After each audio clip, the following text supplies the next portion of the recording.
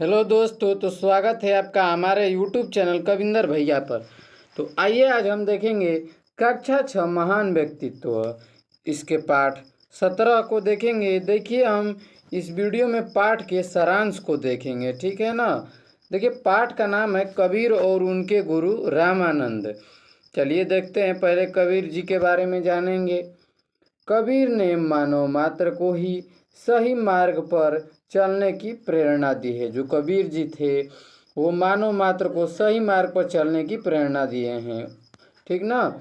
इन्होंने अपने उपदेशों से समाज में व्याप्त बुराइयों का विरोध किया और आदर्श समाज की स्थापना पर बल दिया। वे आदर्श समाज की स्थापना पर बल दिए थे, ठीक है ना। आगे देखेंगे, कबीर का जन्म 1398 ईस्वी में काशी में हुआ था। यानी कि जो कबीर जी थे उनका जन्म काशी में 1398 में हुआ। नीरू और नीमा नामक जुलाहे दंपत्ति ने इनका पालन किया। जो नीरू और नीमा नामक पति पत्नी थे, इन्होंने क्या किया, इनका कबीर जी का पालन पोषण किया। इनकी पत्नी का नाम लोई, जो कबीर जी हैं इनकी पत्नी का नाम लोई था, और पुत्र व पुत्री के नाम क्रमशः हैं। क्रमशः कौन, उनके पुत्र का नाम कमाल और पुत्री का नाम कमाली था। कबीर कपड़ा बुनते थे और रामानंद के शिष्य थे। जो कबीर जी थे वो कपड़ा बुनते थे और रामानंद जी के शिष्य थे, यानी कि वे रामानंद को अपना गुरु मानते थे। कबीर अनपढ़ थे, यानी पढ़े लिखे नहीं थे। इनका ज्ञान अनुभव और साधना पर आधारित था। इनका जो ज्ञान अनुभव था साधना पर आधारित था, ठीक ना। आगे देखेंगे, कबीर बाह्य आडंबर से चिढ़ते थे। जो कबीर थे वो बाह्य आडंबरों से चिढ़ते थे। मौलवी व पंडितों के कर्मकांड, नमाज पढ़ना, मंदिर में माला जपना, मूर्ति पूजा करना, रोजे और उपवास आदि को कबीर आडंबर समझते थे। यानी वे इनसे चिढ़ते थे, उनको नहीं मानते थे कबीर जी जो थे। कबीर की भाषा में अनेक बोलियों के शब्द आ जाने के कारण वह सधुकड़ी कहे जाते हैं। कबीर जी जो थे उनकी बोलियों में अनेक शब्द आ जाने के कारण उन्हें सधुकड़ी कहा जाता था। कबीर की वाणी को साखी शब्द और रामायणी रूप में लिखा गया। जो कबीर जी की वाणी है उनको साखी शब्द और रामायणी रूपों में लिखा गया है। जो बीजक नामक प्रसिद्ध है, जो बीजक नाम से क्या है, प्रसिद्ध है। कबीर गुरु को भगवान से बढ़कर मानते थे और निंदक को अपना हितैषी समझते थे। मगहर में मरने से नरक मिलता है। कबीर ने इस धारणा को तोड़ा और मगहर जाकर सन 1518 ईस्वी में 120 वर्ष की आयु पाकर शरीर त्याग दिया। देखिए, जो कबीर जी थे लोगों द्वारा बात गलत अफवाह फैलाई गई थी कि मगहर में जो मरता है वो नरक में जाता है। तो कबीर जी ने इस धारणा को तोड़ा और जाके मगहर में 120 वर्ष की आयु में अपने शरीर को त्याग दिया।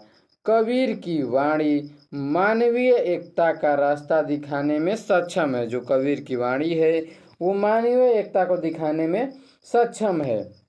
देखेंगे रामानंद के बारे में। रामानंद क्रांतिकारी पुरुष थे। जो रामानंद जी थे वो क्रांतिकारी पुरुष थे। इन्होंने रामानुजाचार्य की भक्ति परंपरा को उत्तर भारत में लोकप्रिय बनाया।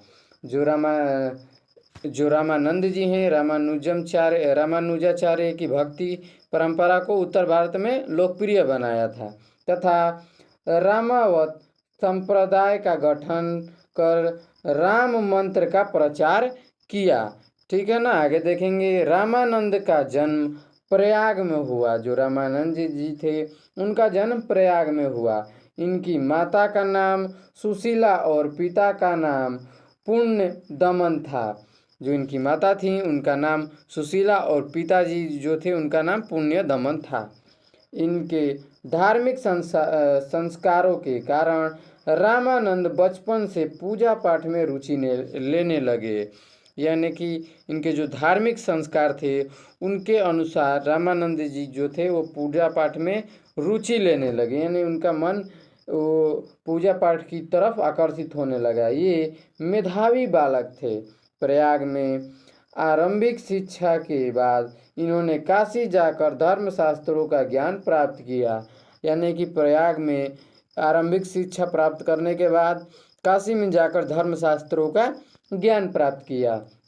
वैष्णव संप्रदाय पर विश्वास रखने वाले गुरु राघवानंद से शिक्षा दीक्षा लेकर रामानंद देश भ्रमण के लिए निकल पड़े। इन्होंने समाज में फैली ऊंच नीच, छुआछूत और जाति पाति की भावना को तोड़ने का प्रयास किया। जो समाज में फैला हुआ था ऊंच नीच और छुआछूत और जाति पाति पर जो भी भावना था उसको तोड़ने का प्रयास किया।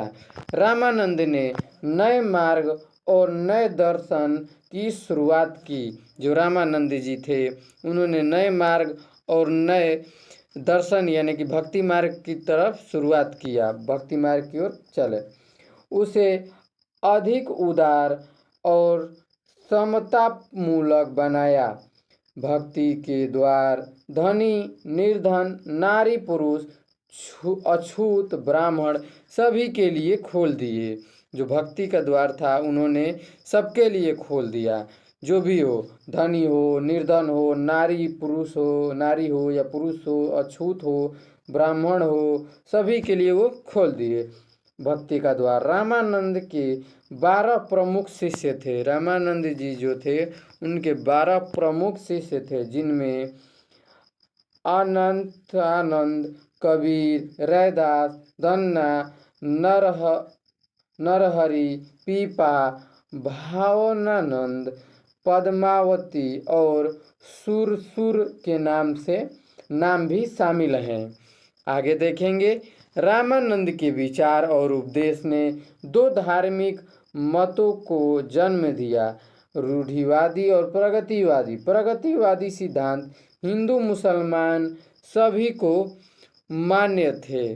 जो प्रगतिवादी सिद्धांत थे हिंदू और मुसलमान दोनों के मान्य थे। रामानंद सिद्ध संत थे। इन्होंने ईश्वर भक्ति का सुखमय जीवन यापन का सबसे अच्छा मार्ग बताया। यानी उन्होंने जीवन का सबसे अच्छा मार्ग बताया ईश्वर का भक्ति करना। ये राम के अनन्य भक्त और भक्ति आंदोलन के जनक थे। ये राम के बहुत बड़े भक्त थे और भक्ति आंदोलन के जनक थे। तो दोस्तों आज के लिए इतना ही, मिलते हैं इसकी अगली वीडियो में, तब तक के लिए जय हिंद।